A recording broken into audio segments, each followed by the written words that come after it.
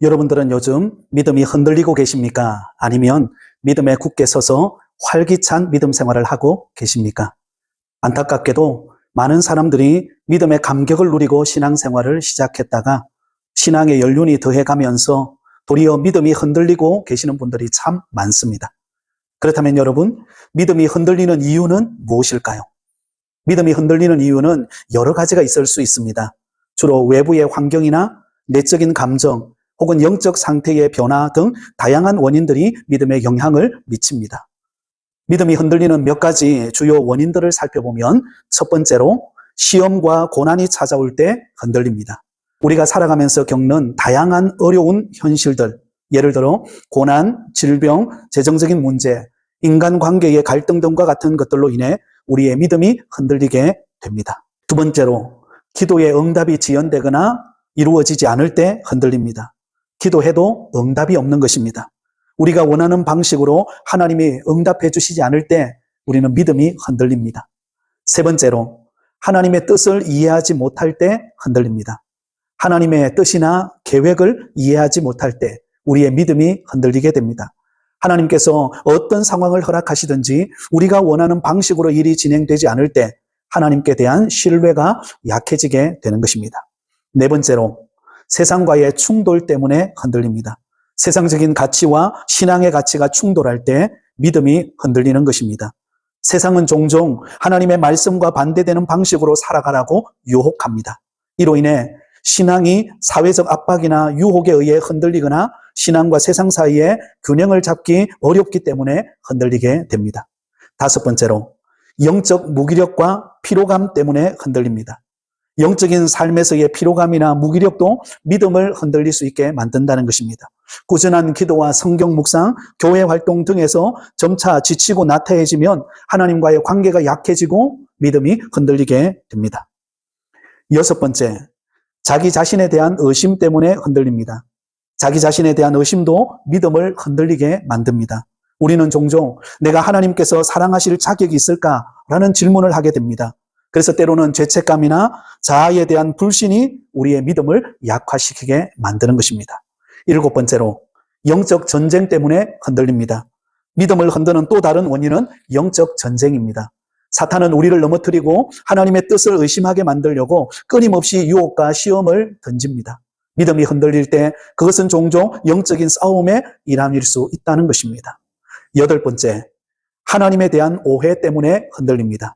하나님에 대한 잘못된 오해나 이해로 인하여 우리의 믿음이 흔들릴 수 있다는 것입니다. 예를 들어 하나님을 마치 우리를 항상 행복하고 편안하게 해 주셔야 하는 분으로 생각할 때 삶의 어려움이 찾아오거나 고난이 찾아오면 우리의 믿음이 흔들리게 되는 것입니다. 하나님은 우리의 편안함을 추구하시는 분이 아니라 우리의 성숙과 영적 성장 그리고 그분과의 깊은 관계를 위해 일하시는 분임을 이해해야 합니다. 그렇다면 여러분, 과연 믿음이란 무엇일까요? 믿음이란 성경적으로 하나님과의 관계에서 중심이 되는 개념으로 보이지 않는 하나님을 신뢰하고 그분의 말씀과 약속을 굳게 붙드는 마음 자세를 말합니다. 믿음은 단순한 지식이나 감정 이상의 것으로 우리의 영적 삶 전체를 지탱해주는 토대가 됩니다. 히브리서 11장 1절에 믿음을 이렇게 정의하고 있습니다. 믿음은 바라는 것들의 실상이요 보이지 않는 것들의 증거니. 이 구절에서 믿음은 바라는 것들의 실상과 보이지 않는 것들의 증거로 표현됩니다.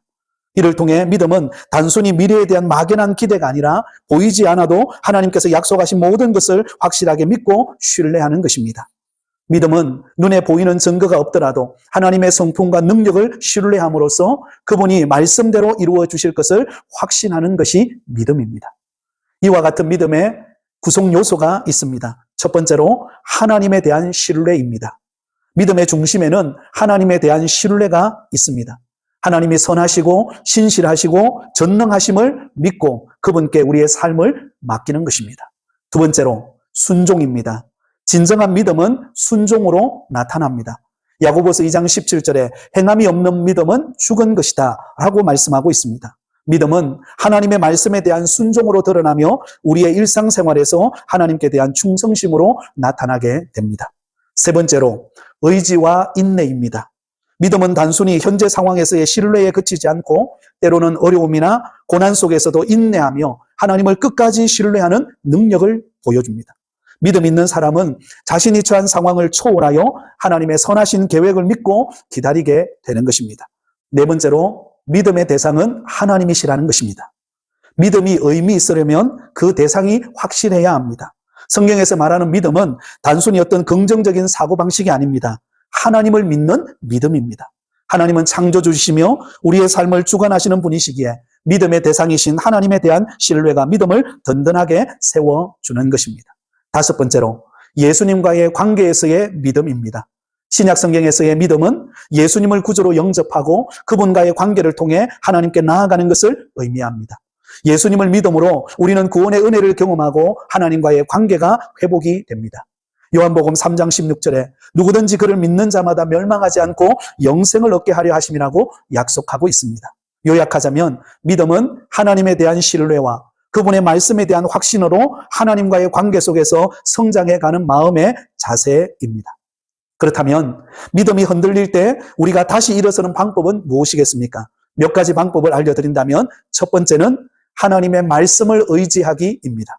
믿음이 흔들릴 때 성경을 통해 하나님이 주신 약속과 진리를 마음에 되새기는 것이 중요합니다. 특히 시편이나 로마서와 같은 말씀들은 위로와 소망을 주며 하나님의 사랑과 신실하심을 깨닫게 합니다. 그러므로 말씀 묵상을 하고 하나님이 주시는 평안을 경험하는 시간을 가지시기 바랍니다. 두 번째로 기도를 통해 하나님께 나아가기입니다. 기도는 하나님과의 직접적인 소통의 수단입니다. 의문이나 두려움을 솔직하게 하나님 앞에 털어놓고 인도하심을 구하는 것이 중요합니다. 하나님은 우리의 연약함을 아시고 우리에게 힘과 지혜를 주시는 분이십니다. 세 번째로 믿음의 공동체와 교제하기입니다. 믿음이 흔들릴 때 혼자서 감당하려 하기보다는 믿음의 형제 자매들과 함께 교제하며 서로 기도하는 것이 큰 힘이 됩니다. 교회의 소그룹 모임이나 신앙 서클을 통해 위로와 격려를 얻을 수 있습니다. 다른 사람의 간증이나 경험을 듣는 것도 큰 도움이 될 것입니다. 네 번째로 지나온 신앙의 여정을 돌아보기입니다. 과거에 하나님께서 나에게 행하셨던 일들을 돌아보며 그분이 여전히 오늘도 나와 함께 하신다는 사실을 기억하는 것이 중요합니다. 하나님이 이미 우리 삶 속에 어떻게 역사하셨는지를 기억할 때 현재의 어려움 속에서도 희망을 가질 수 있습니다. 다섯 번째로 인내와 신뢰로 나아가기입니다. 믿음이 흔들리는 시기는 우리 믿음을 성장시키고 더 단단하게 하는 훈련의 시간이 될 수 있습니다. 하나님께서 모든 상황을 통해 선한 일을 이루신다는 것을 믿고 인내하며 그분을 신뢰하는 자세를 가지는 것이 중요합니다. 로마서 5장 3절과 4절에 환난은 인내를, 인내는 연단을, 연단은 소망을 이룬다라고 말씀합니다. 그러므로 우리는 믿음이 흔들릴 때마다 하나님께 나아가면서 그분의 약속을 붙잡고 한 걸음 한 걸음 믿음의 걸음을 걸어가시기를 바랍니다. 그러면 하나님께서 주시는 새 힘을 얻어서 독수리 날개치며 올라감 같은 복된 믿음 생활이 될 줄 믿습니다. 주 안에서 늘 강건하시기를 소망합니다. 할렐루야.